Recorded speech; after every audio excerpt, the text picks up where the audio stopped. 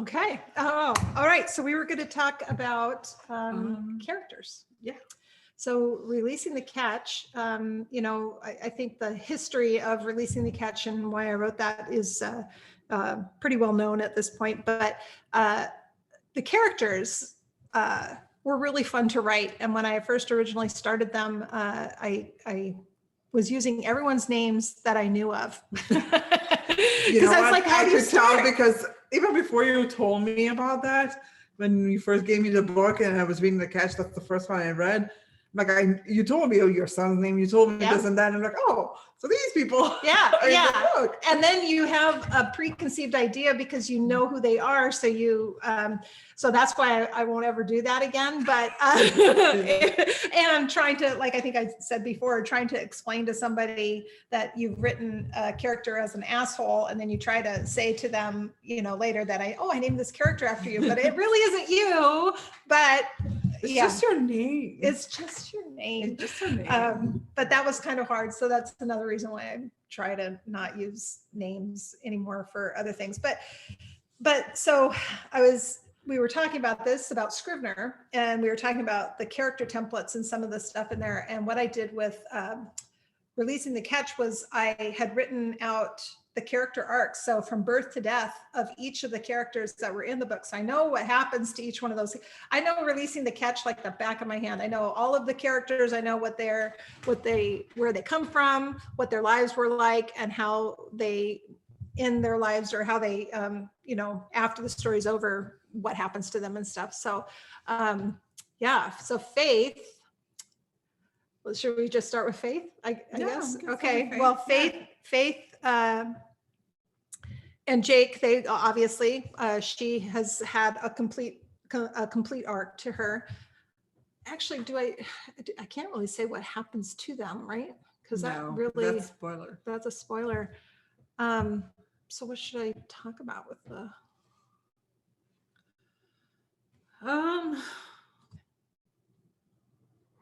Maybe the inspiration behind it and why you chose to write. So use her, like as make her as a strong woman character. Why is that so important? Yeah, Faith was. It was really super important to have Faith be a strong person, and I wanted her strong from the beginning. I've had other books like The Sea Archer, where Raven she starts off as somebody that's a very controlled person. And she grows stronger. I wanted Faith to be strong immediately. She had to become hardened because she's had a lot of loss in her life, significant losses. Well, since she was little. Yeah. Like very, very young. So she kind of starts to build this protective shield around her. And so she's not only fighting, it's like she's fighting not only herself, but she's fighting the world. And she has this big hard shell around her and everything, and has done things only one way her whole life. And then she's also only had Mack, kind of a hardened man, to be kind of her guide and role model, and then along with her father. So it was she needed to be really, really strong, and I really liked the way that she turned out. I think that she had her flaws and everything, but I think she also is such a strong person that she's able to overcome it. But her ability to kind of, well, without spoiling it at the very end, she really has to overcome something at the end as well. And so her ability to adapt and move on without it, I think each loss in her life has kind of like held her still. And so she needs to learn how to not just be still. She needs to be able to move on. And so that's one of the hardest things when you do a loss, especially in the beginning. Right. Oh, now you do, but when you experience a loss, because you don't know. Yeah. Especially the first one, you have an idea how to overcome it, how to move on, what it means. Like, you don't even realize how different your life is.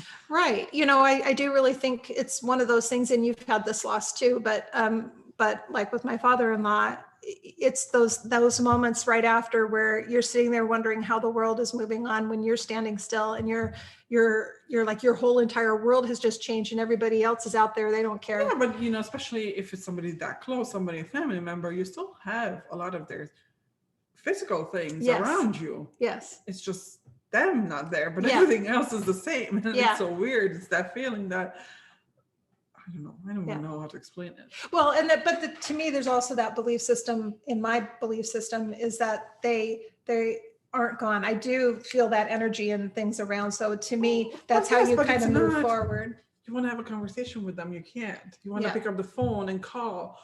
You know, like my mother-in-law, we used to talk every day in the morning and then after work. Mhm. And every time I had a question about how to cook something or Yeah. how to buy something or, you know, ask her opinion on things, I would call her.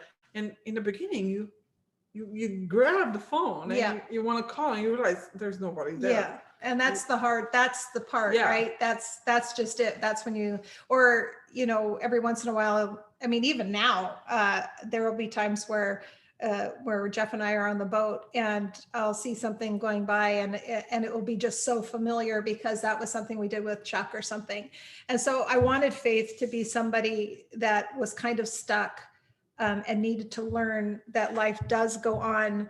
And that she can still have those memories and hold on to them and keep them and they can make her who she is. But she also has to understand that she can't isolate herself and harden herself to that. She needs to be open and continue to move on because ultimately that's what the people that we love that pass on before us want, right? I mean, if somebody loves us, they're going to want us to move on and they're going to want us to be happy and have good, healthy lives and those kinds of things. So Faith was all about that. Mack, of course, was a little amalgam of my father-in-law and Captain Phil from the Deadliest Catch at the time. They died actually fairly close together. And so it was, it was very interesting how that whole thing, but Mack needed to be hard too, right? Because he was also abandoned in a different way. You know, death is kind of an abandonment. So it's unintentional, but it is kind of an abandonment where, you know, he's abandoned by his mother and his father. I can't even imagine how you would feel being abandoned by your parents. Right?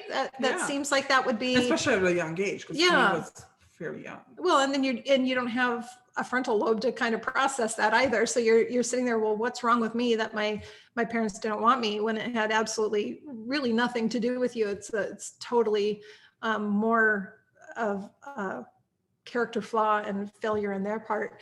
But so Mack had to become hardened as well, but he always really loved Murren. And he always measured everybody he was with against that woman who just was frozen in time as this perfect person.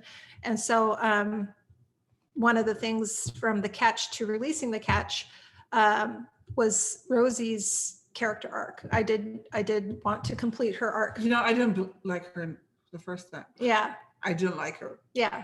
Second time, yeah, I'm like, oh, she's cool. She actually has substance to her, and I never could get that across in the first one, but I wanted her arc to be closed. I wanted her to have this redemption about her, because when you think about it, if you fall in love with somebody and they're in love with somebody else, you know, that's got to be horribly painful, and, you know, trying to do everything you can, especially when you're fighting against somebody that's passed on.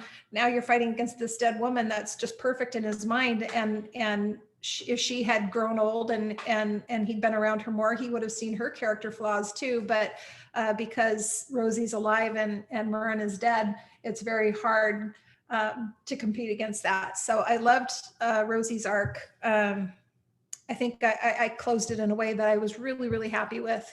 And I loved how Faith and her were able to kind of come together as well.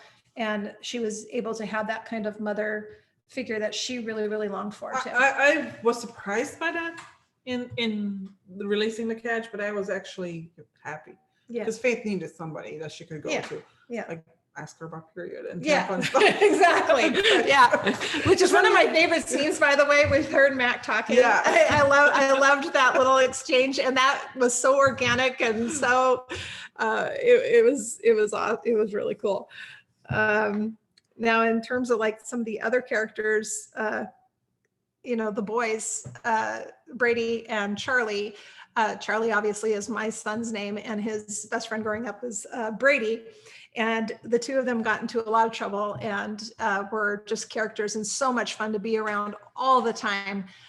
So I had, it just made sense. I thought about changing their names for the second book, but I just couldn't, because they were just so much a part of the first one. So anyway, those boys, I wish I could tell you what happens to them, because most people would probably hate me if I told you, but it's a spoiler, so I can't.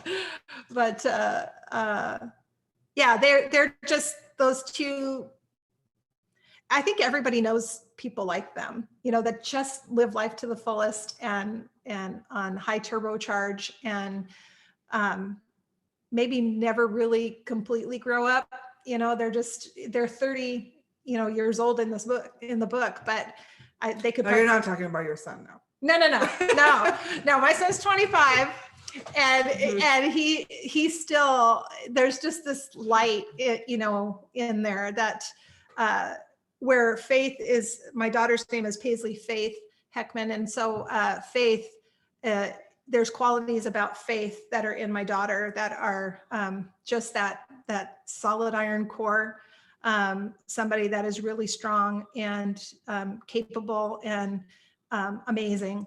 And that's Paisley. And in the same way that Charlie has this crazy light that is it draws you in and you want to be part of that light. So that's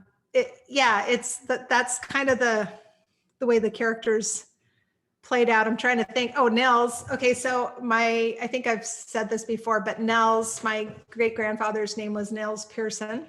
And it was funny, just a couple weeks ago, we had dinner at my mom and dad's, or my sister's house, and my mom and dad were there. And this is my dad's grandfather. And I had heard stories about Nels Pearson growing up, that he was just this hardcore Swede.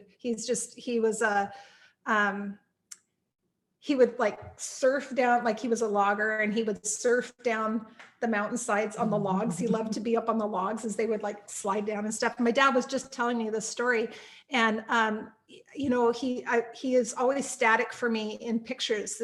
This man had tree trunk arms. They were so muscular, and this shock of black hair, and always kind of a stern face. And he just looked like the biggest badass you've ever met.